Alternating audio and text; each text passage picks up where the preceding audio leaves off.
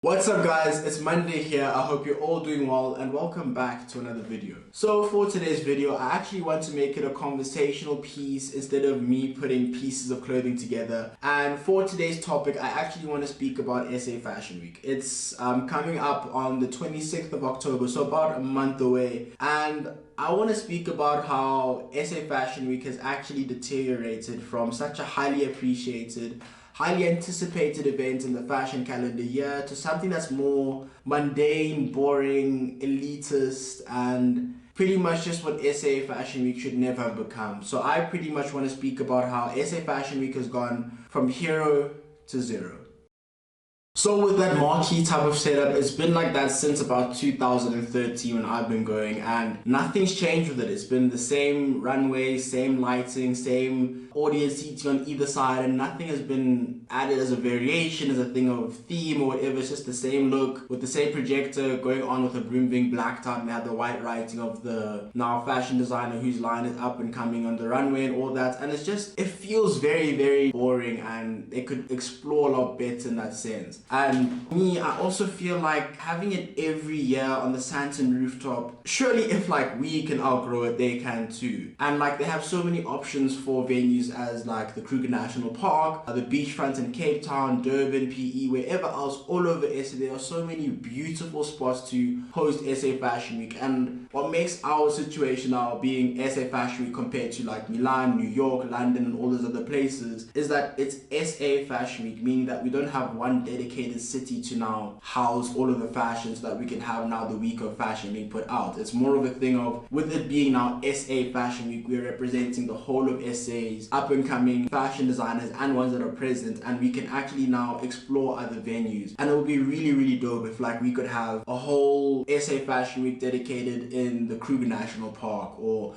on the beachfronts in Cape Town or whatever else, instead of just always being on the Santon rooftop. That's like one of their major flaws in the sense of it just being boring and stuff. And I do feel like the directors haven't explored that avenue enough, or haven't put enough effort into now being a bit more vibrant, a bit more enjoyable. Even if like they take the marquee idea and they keep it in Santon City, but they give it a theme every year or every season, instead of it just being the same thing, same venue, same setup and everything. It's just, honestly for me, it's not a really good show on SA Fashion Week, and it's been something that needs to change, and it should have changed a long time ago. Next on my list is now the models that walk in SA Fashion Week. With that comes the aspect of using celebrities and influencers as the models that walk on the runway. Now this is nothing that is new or like up and coming or whatever, because this has been going on for a while all over the world, where you even have the likes of Playboy Cardi, Sheck West, Offset walking on the runway for Virgil Abloh's menswear line on Louis Vuitton. And that's something that's major or whatever, but it's very, very enjoyable to see these people now be a model for that moment, like with amazing walks, amazing poses, perfectly straight faces and everything, and they're tending to the theme like to the T. But my issue comes about when now these influencers and celebrities in Fashion Week tend to now come with ill-prepared catwalks, displaying weird moments of affection to each other on the runway, smiling, grinning, and like ruining the continuity of what's meant to happen on the runway. So with my issue with the whole thing of celebrities and influencers walking on the runway in SA Fashion Week is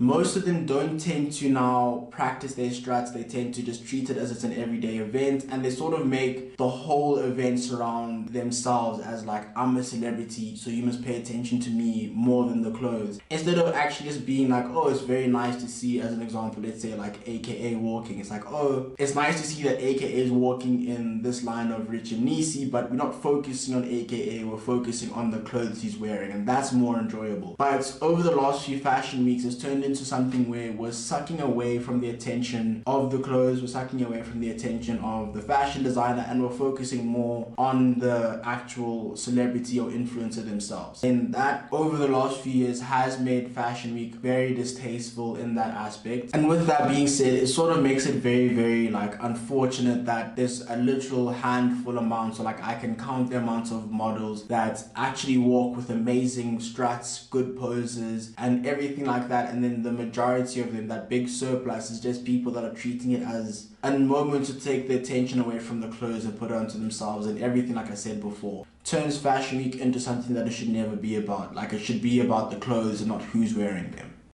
And like, one of my issues that came about, it was in the last fashion week this year with the spring summer collection, was now the use of plus size models, but not in a liberating or enjoyable sense, but more of one where they are sucking again the attention away from the clothes. And one of the biggest barriers that a lot of plus size models have had is not getting the recognition, because they feel, or the industry has been saying, that if you're not slim, if you're not 5'11" to 6 foot or whatever, you can't be on the runway. And it's amazing to see now a lot of fashion houses, a lot of creative directors and everything selecting plus size models to represent their clothing, to show that they have like an open market, to show that they are not like closed off to the rest of the world, and it's not like a thing where they're starting to say fat shame or whatever other people and stuff. And that's a beautiful thing. In the context of what I had to see on Fashion Week, it was very, very distasteful when now the plus size models weren't walking properly. They were busy like smiling and everything in between the turns and the struts and everything, busy waving to the crowd and stuff. And that does take away from the moment of which they're meant to be professional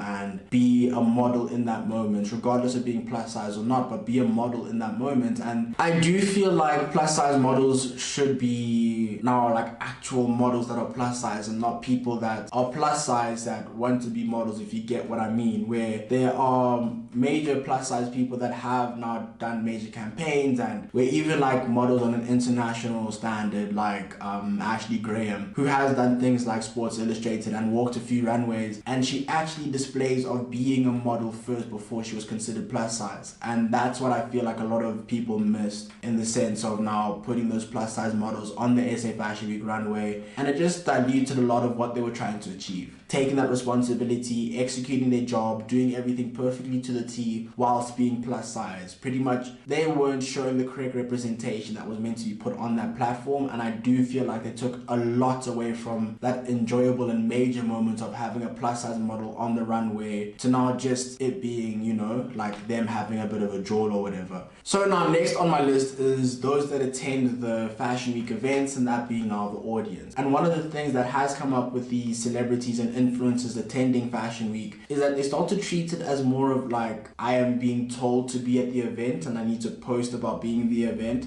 instead of actually appreciating the clothes and enjoying what they're putting out and everything. And I've sat in VIP 1 or 2 times, and the conversation that I always like overhear is more of a thing of like, oh, can we get the snap again? Oh, can we do this and that? Instead of actually being like, wow, the collection that just walked in front of us, I want to go buy his pieces. Where's the fashion director, or where's the owner, or whatever? And it's really, really turned into just a thing of like, who was there, who was wearing what, instead of who the designers were, what were they making, and how much is it going to be for us to get 10 pieces of what they've put out. And one of my biggest issues with having the people that sit in Fashion Week, the VIP section, is that those that actually go to the VIP section are given the task of being the important people of the whole event. And with that being said, those are mainly the people who sit in VIP are meant to be the ones that are actually going to buy the pieces that are walked on the runway, right? But the biggest issue that's come about is that people actually go to Fashion Week and sit in the VIP section because they want to sit in the VIP section and say they sat in the VIP section, instead of being now the contributors of helping that just walked on the runway in terms of the fashion line, the fashion director and stuff, and the brand. They never like buy the items. They never put out in terms of, yes, I want to get this. They never publicize it on their stories or whatever, but they just say, yes, we're sitting in Fashion Week VIP. That's about it. Because I've done my research and everything on Fashion Week in terms of